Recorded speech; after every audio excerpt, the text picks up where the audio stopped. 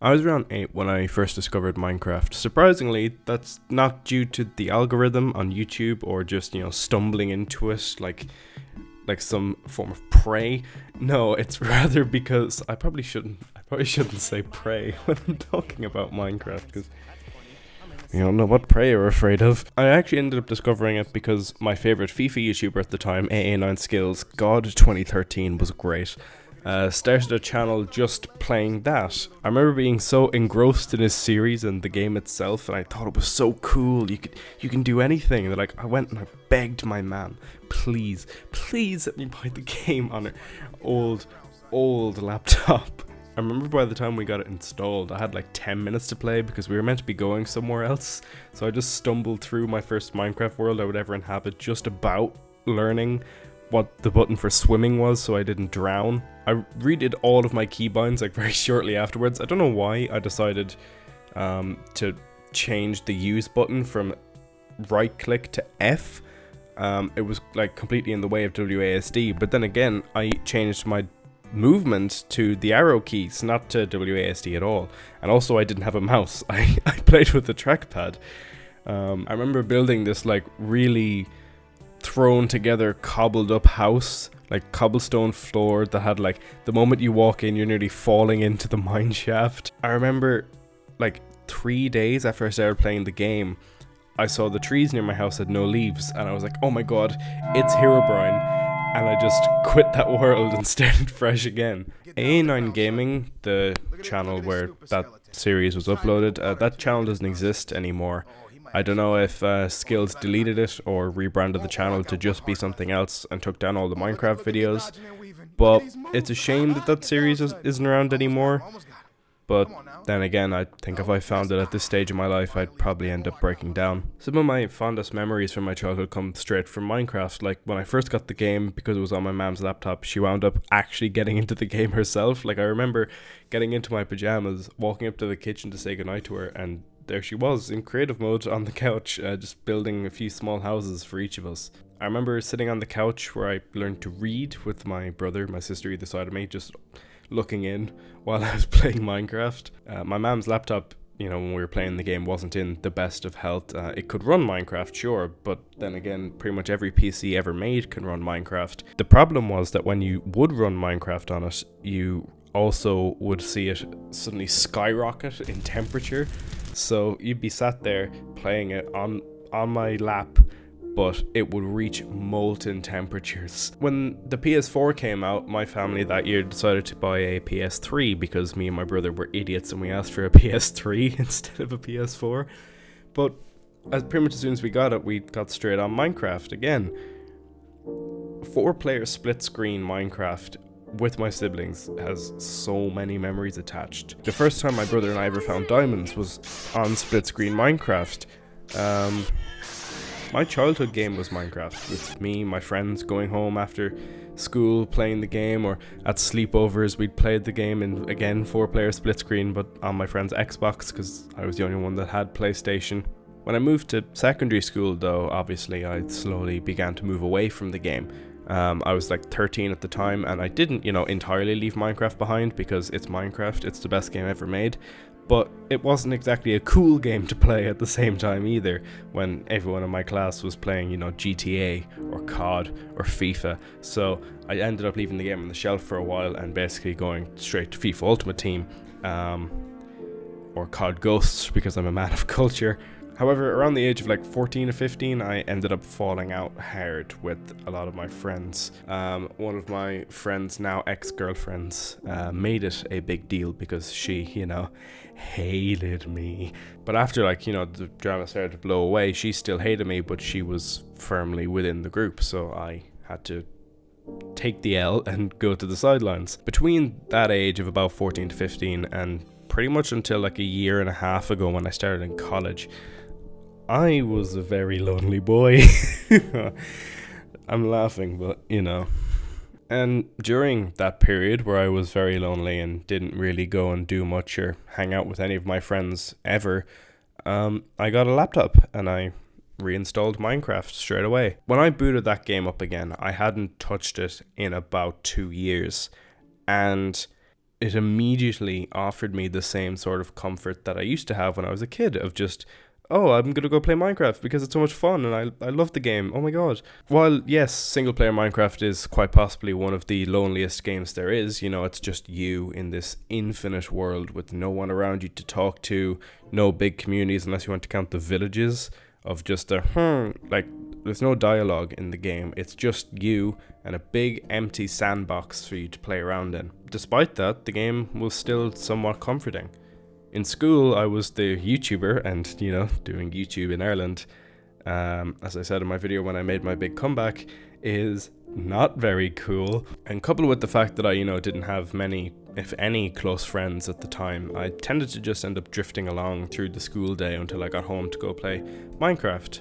I felt like expressing my creativity or, you know, trying to be enthusiastic about my interests only really ended up getting me made fun of, so that explains why my channel went off into this very angry expose, like, commentary style. But in the lonely world of Minecraft, there's never anyone else to impress. It's just me and what I personally think would be cool to do. I've never really been much of a builder, but I love grinding out Minecraft to try and get the best gear I possibly can. I'll put on my playlist, I'll just sit there in silence, and I'll just mine in a straight line.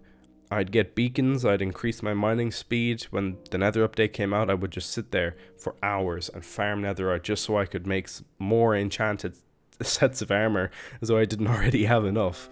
Like the real world in Minecraft, I was isolated, but I felt much more at peace with that fact when I was in the game, and I truly believe that Minecraft helped me through some of the harder periods of my life.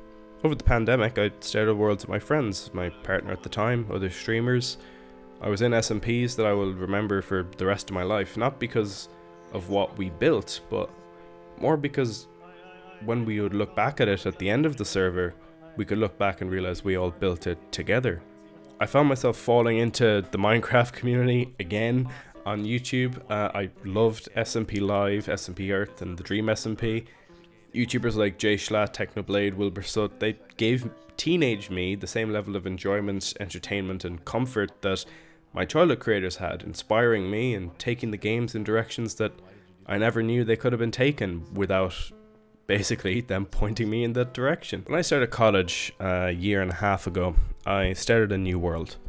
I've put about 10 days of total playtime into it, which isn't crazy or anything really. Well, let me see. Oh yeah, that's about 240 hours. I guess that is a bit crazy. I think that goes to show just how often I fall back into the game. Despite playing on the world for the better part of a year, I've never beaten the dragon until last summer. I had gotten all the gear to do it, I was full well capable of doing it, and I wanted to start a new building project where I just put a garden in the end, which I have since done. One day I just woke up and I decided, screw it, I'll just get this over with. We'll just go in and I'll beat the dragon today and it'll just be something to do. I had all endgame gear, so beating the dragon was easy. I kind of just swept it aside, but I hopped through the portal and it was done. But for some reason I decided to just sit there and I watched the entirety of the poem. I don't know why, maybe it's just a way of solidifying the time and work I had put into the world, or basking in my own glory. I don't know exactly what reason it was, but when C418's alpha started playing and I read the poem, I started crying. The words at the end of the poem began to hold special significance to me because I felt like the game was talking to me.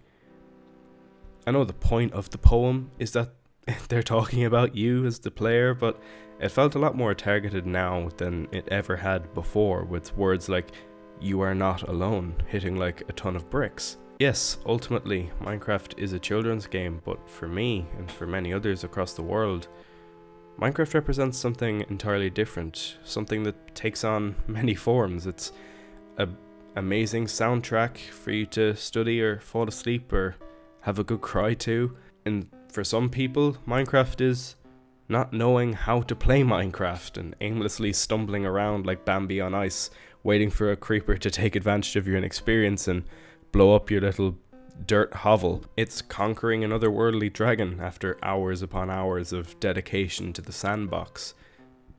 But for me, Minecraft is a time capsule.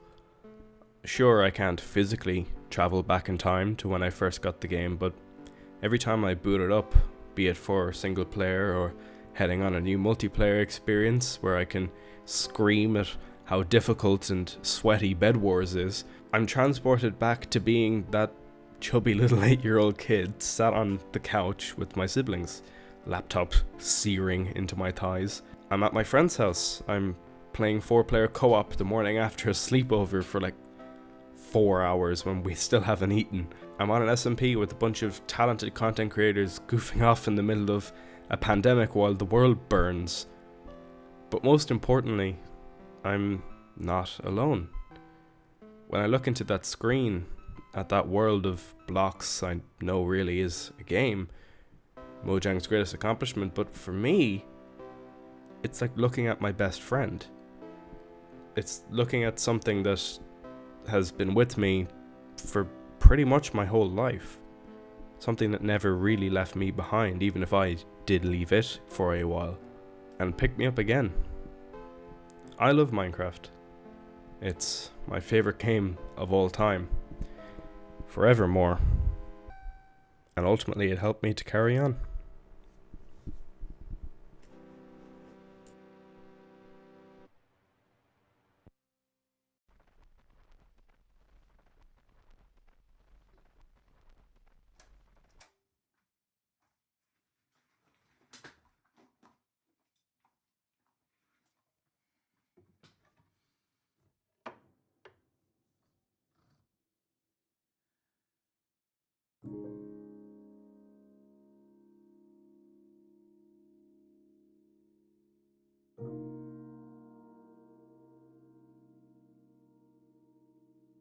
Sometimes the player created a small private world that was soft and warm and simple.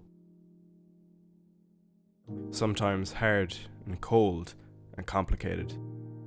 Sometimes it built a model of the universe in its head, flecks of energy, moving through vast, empty spaces. Sometimes it called those flecks electrons and protons. Sometimes it called them planets and stars. Sometimes it believed it was in a universe that was made of energy, that was made of offs and ons, zeros and ones, lines of code. Oh, look at that arrow. Give me that arrow. Sometimes it believed it was playing a game. Sometimes it believed it was reading words on a screen. You are the player, reading words. Sometimes the player read lines of code on a screen, decoded them into words, decoded words into meaning, decoded meaning into feelings, emotions, theories, ideas, and the player started to breathe faster and deeper and realized it was alive. It was alive. Those 1,000 deaths had not been real. The player was alive. You are alive. And sometimes the player believed the universe had spoken to it through the sunlight that came through the shuffling leaves of the summer trees. And sometimes the player believed the universe had spoken to it through the light that fell from a crisp night sky of winter, where a fleck of light in the corner of the player's eye might be a star 1,000,000 times as massive as the sun, boiling its planets to plasma in order to be visible for a moment to the player. Walking home at the far side of the universe, suddenly smelling food, almost at a familiar door, about to dream again. And sometimes the player believed the universe had spoken to it through the zeros and ones, through the electricity of the world, through the scrolling words on a screen at the end of a dream.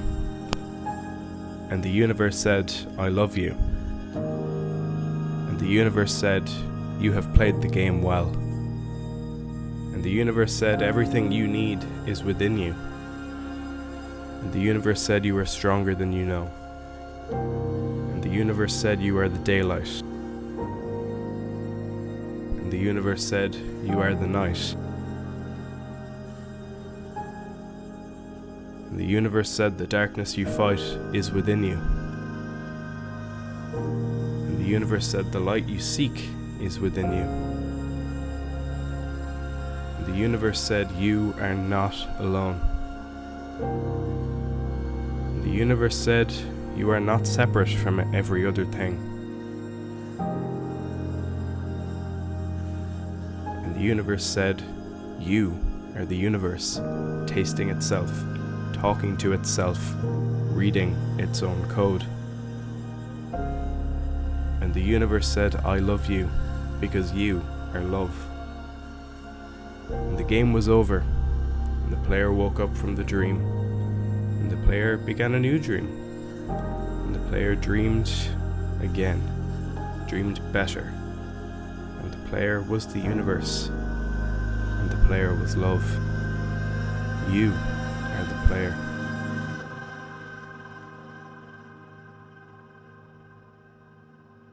Wake up.